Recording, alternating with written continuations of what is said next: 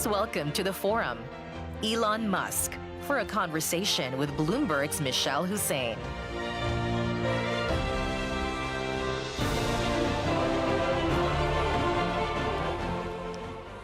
Hello, everyone, and Elon Musk, welcome to Qatar Economic Forum. How are you? Thank you for having me. I'm fine. How are you?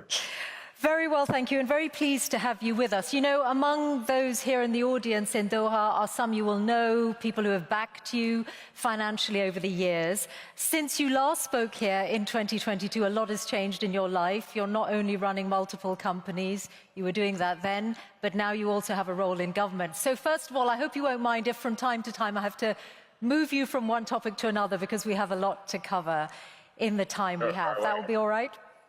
Okay. Yeah, well, let's start then with exactly the fact that you now have this combination of being a CEO and having a role as a government advisor. Tell me about your week. How does it work? What's the split of your time? Well, I travel a lot.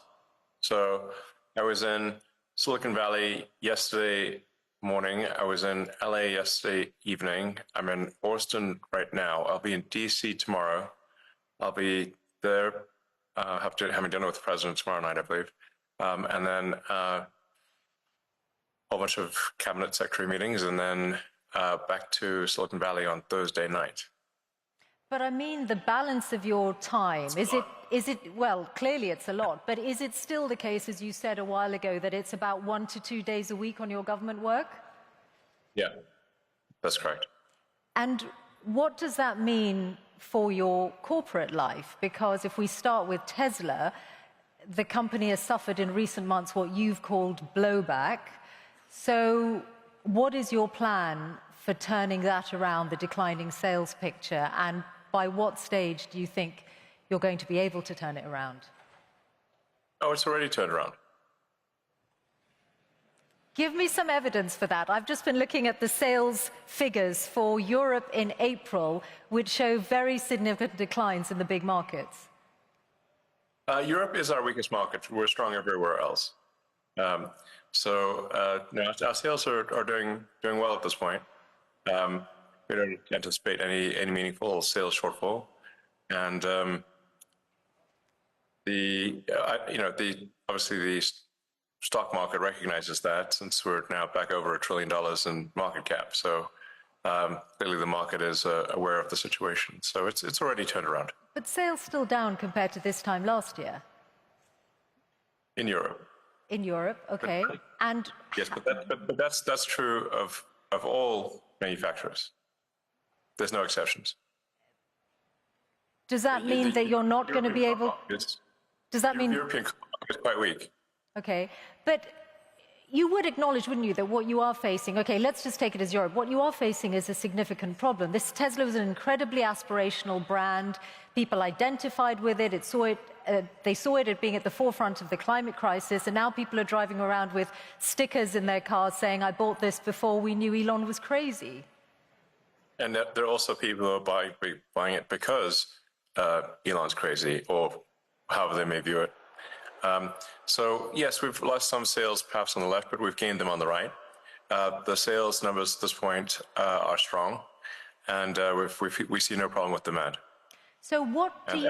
And I mean, you can just look at the stock price. If you want the best inside information, the stock market analysts have that, and our stock wouldn't be trading near all-time highs if it was not.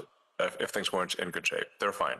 Don't worry about it. Okay. I was citing sales figures rather than share price. Well, tell me then how committed you are to Tesla. Do you see yourself, and are you committed to still being the chief executive of Tesla in 5 years' time? Yes. No doubt about that at all? Well, no, I might die. Okay, short of that. I can't be CEO if I'm dead, so there's a slight amount of... Does that mean that the value of your pay doesn't have any bearing on your decision? Well, that's not really a subject of discussion in this forum. I think obviously there should be compensation for if something incredible is done, that compensation should match that something incredible was done. But I'm confident that whatever some activist posing as a judge in Delaware happens to do will not affect the future compensation. This is the judge who twice struck down the $56 billion pay package that was awarded to you. I think the value on the current value of stock options. Yeah. Not a judge. Not a judge. The activist who is cosplaying a judge in a Halloween costume. Okay, that's your characterization. I think Yes. on the current value of stock options, I think the actual justice according to the law. on the current value of stock options, I think the value of that pay package stands at about $100 billion. Are you saying you are relaxed about the value of your future pay package? Your decision to be committed to Tesla for the next 5 years, as long as you are still with us on this planet, is completely independent of pay? No. It's not independent. So pay is a relevant factor then to your commitment to Tesla? A sufficient voting control such that I cannot be ousted by activist investors is what matters to me. And I've said this publicly many times. But let's not have this whole thing be a discussion of my alleged pay. It's not a money thing. It's a reasonable control thing over the future of the company, especially if we're building millions, potentially billions of humanoid robots. I can't be sitting there and wanting to get tossed out by, for political reasons, by activists. That would be unacceptable. That's all that matters. Now let's move on. Okay. Well, just one question. Now let's move on. Well, one question before we move on to other companies, which is that I wonder if some of what has happened to Tesla in the last few months, did you take it personally? Yes. And did it make you regret any of, or think twice about your political endeavors?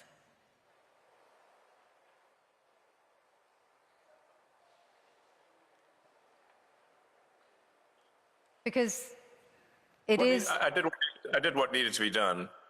The violent antibody reaction, and I'm not someone who's ever committed violence, and yet massive violence was committed against my companies. Massive violence was threatened against me.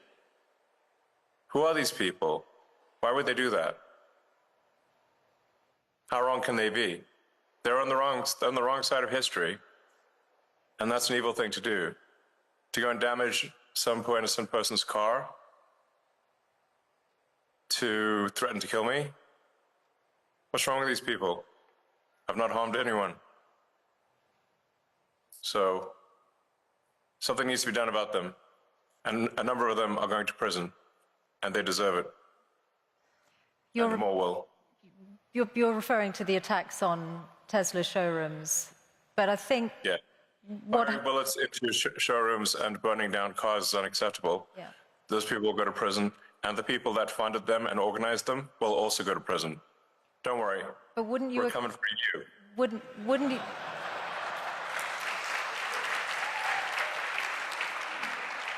But wouldn't you acknowledge that some of the people who turned against Tesla in Europe were upset at your politics? And very few of them would have been violent in any way. They just objected to what they saw you say or do politically.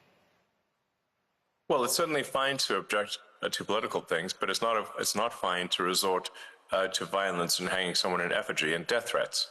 That's obviously not okay.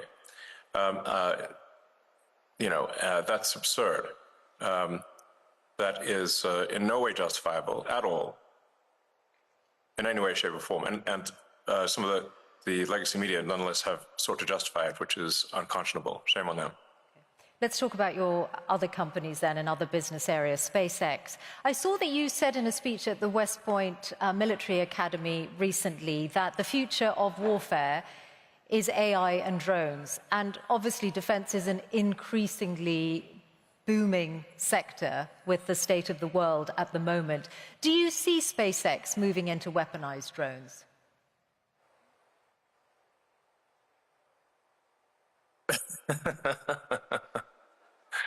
You certainly ask interesting questions that are impossible to answer.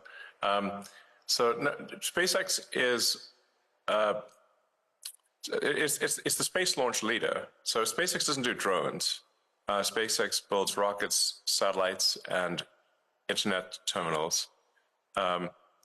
So SpaceX has a very dominant position in space launch. So of the mass launch to orbit this year, SpaceX will probably do 90%. China will do the half of the remaining amount, so 5%, and the rest of the world, including the rest of the US, will do about 5%. So SpaceX will do about 10 times as much as the rest of the world combined, or 20 times as much as China, and China is doing actually a very impressive job. The reason for this is that we're putting into orbit the largest satellite constellation the world has ever seen by far. So I think at this point, about maybe approaching 80% of all active satellites in orbit are SpaceX. And they're providing global high bandwidth global connectivity throughout the world. In fact, this connection is on a SpaceX connection. So I think this is a very good thing because it means that we can provide low-cost, high-bandwidth internet to parts of the world that don't have it or where it's very expensive. And I think the single biggest thing you can do to lift people out of poverty and help them is giving them an internet connection.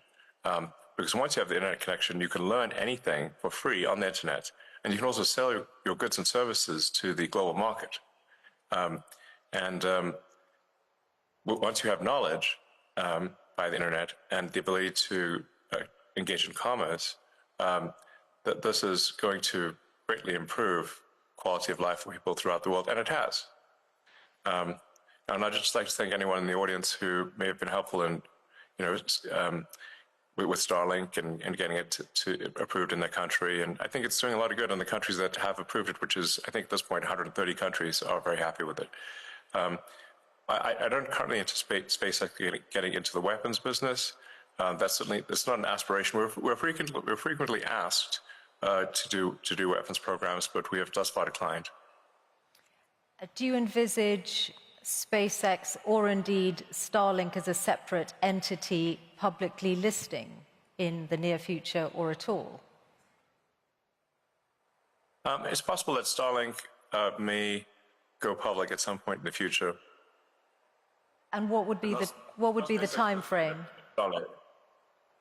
What kind of time frame are you considering? I'm in no rush. I'm in no rush to go public. Public is, I guess, a way to potentially make more money, but at the expense of a lot of public company overhead and inevitably a whole bunch of lawsuits, which are very annoying. So really something needs to be done about the shareholder derivative lawsuits in the US because it allows plaintiffs' law firms who don't represent the shareholders to pretend that they represent the shareholders by getting a puppet plaintiff with a few shares to initiate a massive lawsuit against the company. And the irony being that, extreme irony, that even if the class they purport to represent were to vote that they don't want the lawsuit would still continue. So how can it be a class action representing a class if the class would vote against it? And that's the bizarre situation we've got in the US. It's a dire need of reform. As anyone who's running a public company experienced this, it's an absurd situation that needs to change. Well, do you think Donald Trump might change it? You've certainly got his ear. I imagine that you've put this to him. Is this something you're trying to change before any Starlink IPO? Well, it would need a law to be passed. But the trouble being that you need 60 Senate votes, and the Democrats will vote against it. The plaintiff's bar is, I believe, the second largest contributor to the Democratic Party. That's the issue. At the state level, this can be solved.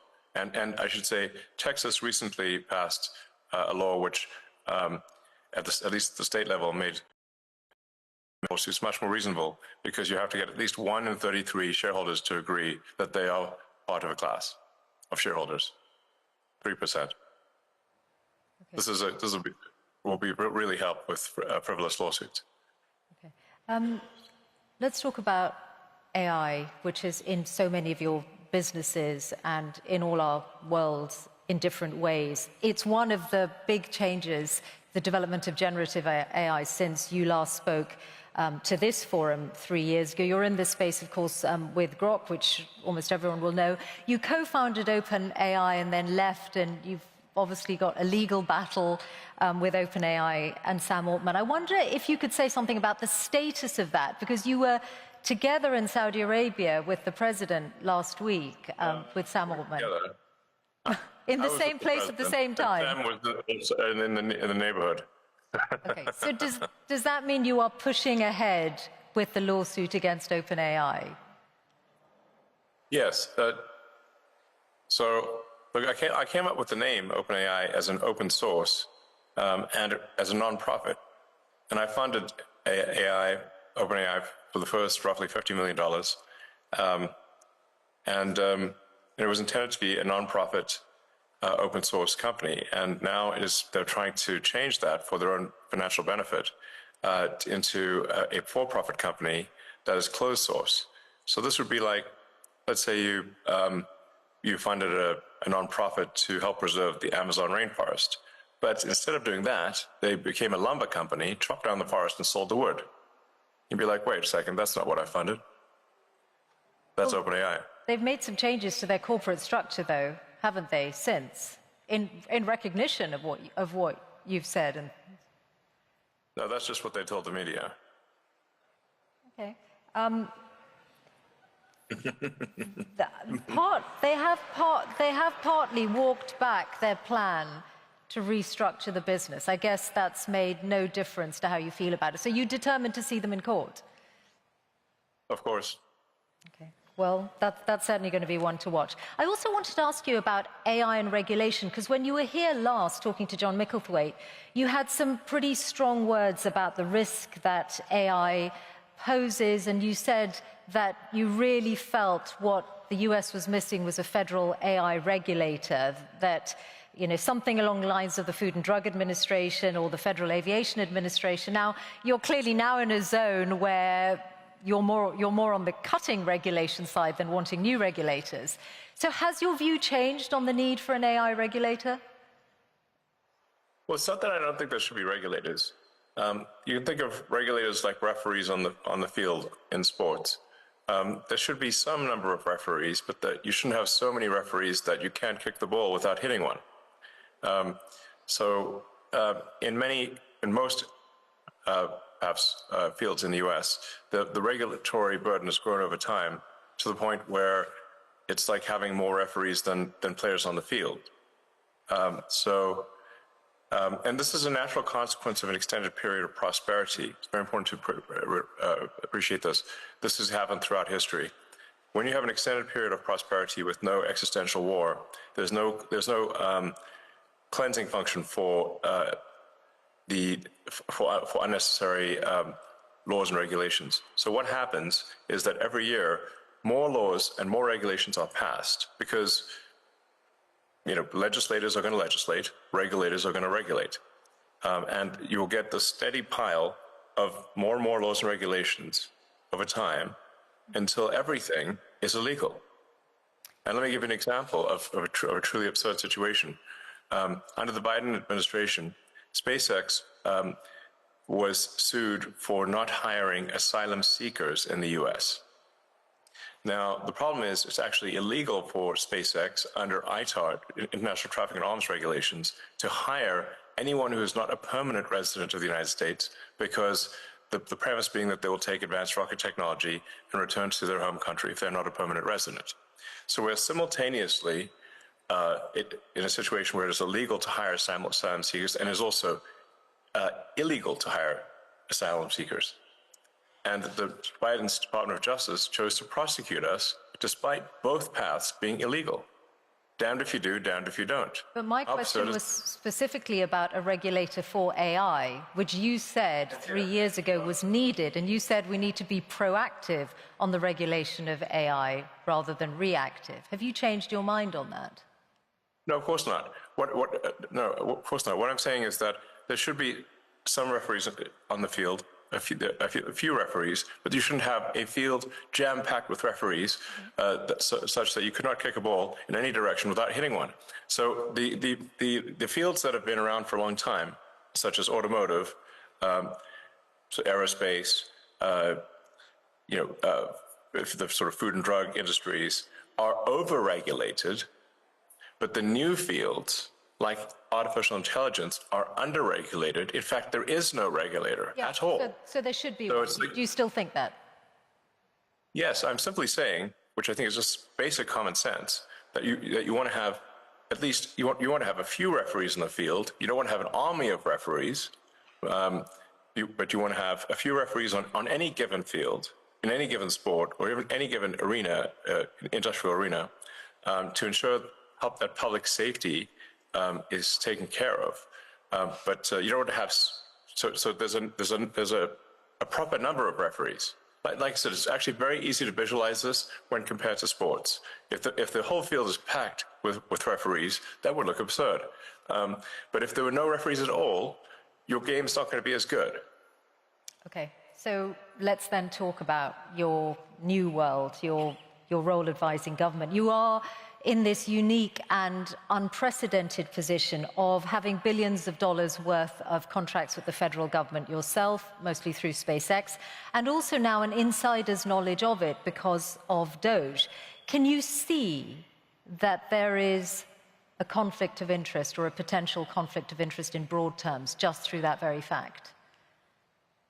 I don't think so, actually. There have been many advisors throughout history and the U.S. government and others who have had economic interests.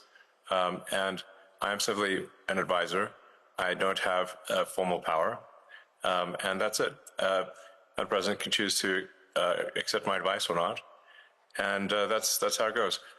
If there's a single contract that any of my companies have received that people think is somehow not was awarded improperly, it would immediately be front page news, to say the least.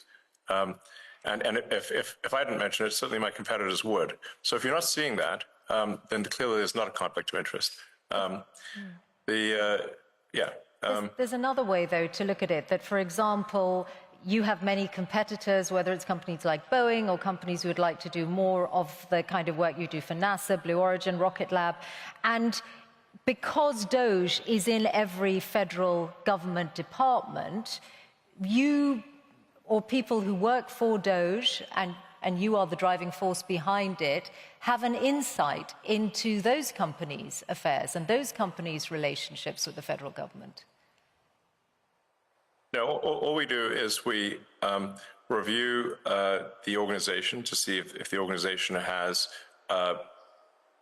departments that are no longer relevant, and then are the contracts that are being awarded good value for money. In fact, frankly, the bar is not particularly high. Is there any value for money in a contract? And if there isn't, then we make recommendations to the secretary.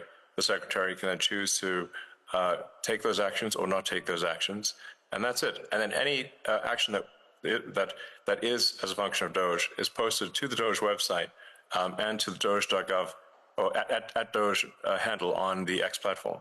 So it's complete transparency, and I have not seen any case where, to the best of my knowledge, there's even been an accusation of conflict, because it is completely and utterly transparent. Okay. That's it. And what about the international dimension? Now, let's think about Starlink. Starlink is obviously a very, very good internet service. It's sought after all over the world. It's critical to the front line in Ukraine. It has also had more contracts coming its way, and there is some evidence that companies are allowing access to it because they want to be close to the Trump administration and send the right signal. So Bloomberg broke news today that the South African government is working around the rules on black ownership in order to allow Starlink in, and that is being done on the eve of the visit that President Ramaphosa is going to make to the White House. Do you recognize that as a conflict of interest? No, of course not. First of all, you should be questioning why are there racist laws in South Africa? That's the first problem. That's what you should be attacking. It's improper for there to be racist laws in South Africa. The whole idea with what Nelson Mandela, who was a great man, proposed was that all races should be on an equal footing in South Africa. That's the right thing to do, not to replace one set of racist laws with another set of racist laws, which is utterly wrong and improper.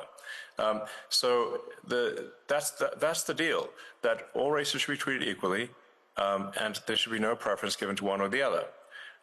Whereas there are now 140 laws in South Africa that give that basically give strong preference to if you're a black South African, and not otherwise. And so now I'm in this absurd situation where I was born in South Africa but cannot get a license to operate in Starlink because I'm not black. Well, it looks Does like that that's seem about. right Look, to it you? looks Does like that that. seem right to you? Looks like that's about to change. I just asked you a question. Please answer. Does that seem right to you? Well, those rules were designed to bring. Yes or no? Those rules were designed to bring about an era of more economic equality in South Africa, and it looks like the government has found a way around those rules for you. I asked you a question. This is your interview. Everyone wants to hear from you. I asked you a question. Yes or no? Not Racist for me. laws, yes or no? Not for me to answer. I have got a question for you about your government work, though, and the amount of savings. Why do you like racist laws? This is not for me to answer. Come on. Yes, it is. Now, you wouldn't be trying to dodge a question. You have to that ask is a question. difficult for you Answer to my answer. question. No, you answer Look, mine. I think if you, I'm sure you can have that conversation directly with the South African government if you want to. I want to ask you about the total. I can't believe it. That's not good. I want to ask you about the total Why do you love amount. racist laws? I want to ask you about the total amount that you're planning to save through Doge's work. Before the election, you said it was going to be at least 2 trillion. The number currently on doge.gov is $170 billion. That's a big change. What happened to the 2 trillion? Well, do you expect it to happen immediately? Well, is it going to happen? Because Doge is supposed to run till next July. I mean, your question is absurd in its fundamental premise. Are you assuming that on day, within a few months, there's an instant 2 trillion saved? No, I'm not at all. I'm just asking, is that still your aim then? Is it still your aim to get to 2 trillion? The amount of time? Have we not made good progress given the amount of time? That's exactly what I'm asking. So is it still your aim to go from 170 billion to 2 trillion? The ability of Doge to operate is a function of whether the government, and this includes the Congress, is willing to take our advice. We're not the dictators of the government, we are the advisors. And so we can advise, and the progress we've made thus far, I think, is incredible. The Doge team has done incredible work. But the magnitude of the savings is proportionate to the support we get from Congress and from the executive branch of the government in general. So we're not the dictators, we are the advisors. But thus far, for advisors, the Doge team, to their credit, has made incredible progress. You've talked about $4 billion a day being saved, but that won't get, which is, and I think everyone can agree that combating waste and inefficiency in government is a very good thing. But if you add that up, it's not going to get to 2 trillion over the lifetime of Doge. I'm sorry? The 4 billion a day, if Doge is going to run till next July, is not going to get you to $2 trillion. But you still say it's your aim, so we'll take that as read. There's what Doge. I mean, I feel you're somewhat trapped in the NPC dialogue tree of a traditional journalist. So it's difficult when I'm conversing with someone who's trapped in the dialogue tree of a conventional journalist, because it's like talking to a computer. Doge is an advisory group. We are doing the best we can as an advisory group. The progress made thus far as an advisory group is excellent. I don't think any advisory group has done better in the history of advisory groups of the government. We do not make the laws, nor do we control the judiciary, nor do we control the executive branch. We are simply advisors. In that context, we are doing very well.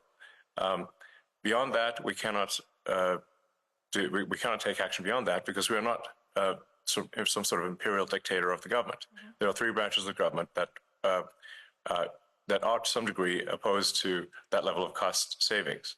But nonetheless, let's not criticize whether there's 4 trillion, and instead look at the fact that 160 billion has been saved, and more will be saved too. And as I said, I think everyone can agree that cutting waste and indeed fraud in any government and being responsible with taxpayers' money is a very good thing. So yes. I can see that you're proud of that work. I do want to ask you about US aid and the comments that Bill Gates made the other day, and I know that you called him... Yeah, he's a huge liar. I know, you've said that already. I wondered... Also, and I'm just... Who does Bill Gates think he is to make comments about the welfare of children, given that he frequented Jeffrey Epstein? Okay, well... He said he regrets those, and he spent a lot of his own money on philanthropy around the world over the years. My question to you is: have you looked at the data to check if he might be right that the cuts to USAID might cost millions of lives? Yes. I'd like him to show us any evidence whatsoever that that is true. It's false. What we found with USAID cuts, and by the way, they haven't all been cut. The parts of USAID that we found to be even slightly useful were transferred to the State Department. So they've not been deleted; they've simply been transferred to the State Department. But many times over with USAID and other organizations, when they said, "Oh well, this is going to help, children, or it's going to help some." Disease eradication or something like that. And then when we ask for any evidence whatsoever, I say, well, please connect us with this group of children so we can talk to them and understand more about their issue. We get nothing. They don't even try to come up with a show orphan, meaning like this sort of like, well, can we at least see a few kids? Like, where are they? If they're in trouble, we'd like to talk to them and talk to their caregivers. Okay, well, and then we get nothing as a response, because it's what we find is an enormous amount of fraud and graft. Okay, let me put this example to you. Very little of it actually gets to the kids, if anything at all. Okay, let me put this example to you, because you grew up in South Africa, so you'll know the impact of HIV/AIDS well. And this is why I asked about the data. The US led on international efforts to combat HIV/AIDS treatment, prevention, and there's an initiative called PEPFAR, which is credited with saving 26 million lives in the last 20 years. It was part of the foreign aid freeze, then there was a limited waiver. Its services are disrupted, and UN aid says if permanently discontinued, there will be another 4 million AIDS-related deaths by 2029. So if you look at that example, which is backed up by data, in 2023, 630,000 people died of AIDS-related illnesses, then perhaps Bill Gates' figures are not wrong. Millions of lives could be lost. First of all, the program, the AIDS medication program is continuing. So your fundamental premise is wrong. It is continuing. Now, do you have another example? Elon, not in its entirety. It is false. Not in its entirety. There's a limited waiver, and UNAIDS have said that not all of the services that were previously funded by USAID are continuing. So that's why I put that example to you. Okay, well, which ones aren't being funded? I'll fix it right now.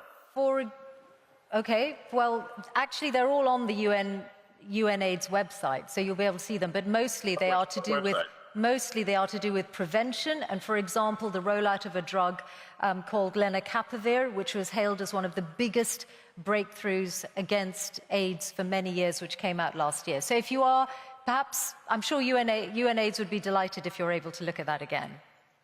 Yes, well, if in fact this is true, which I doubt it is, then we'll fix it. Okay, fine. So finally, your political influence.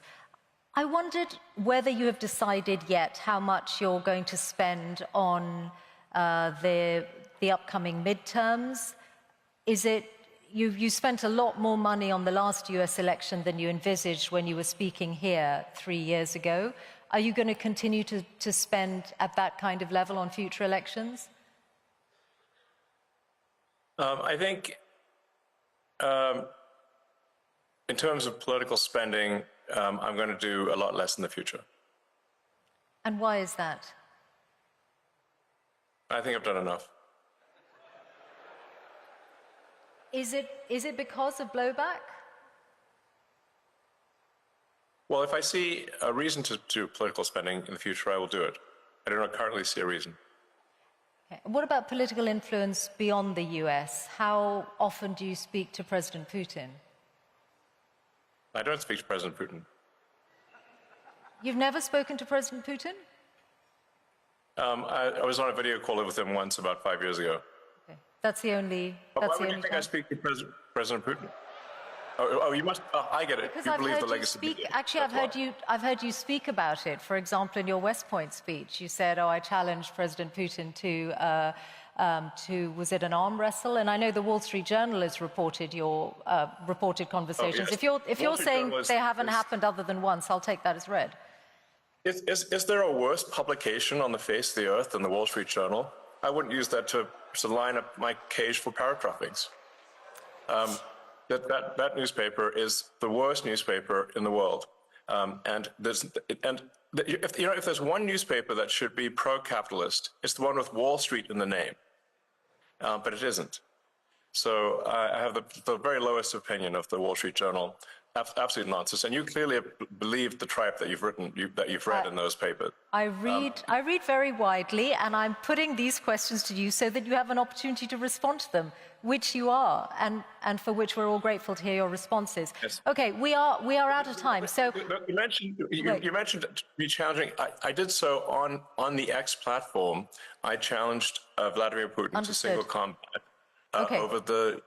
But I didn't talk to him. That was a post on the X platform. Great. That's why I asked you, and you've clarified and explained. Thank you. That's why I was asking whether you have had reported conversations, and you've said you haven't, other than a video call.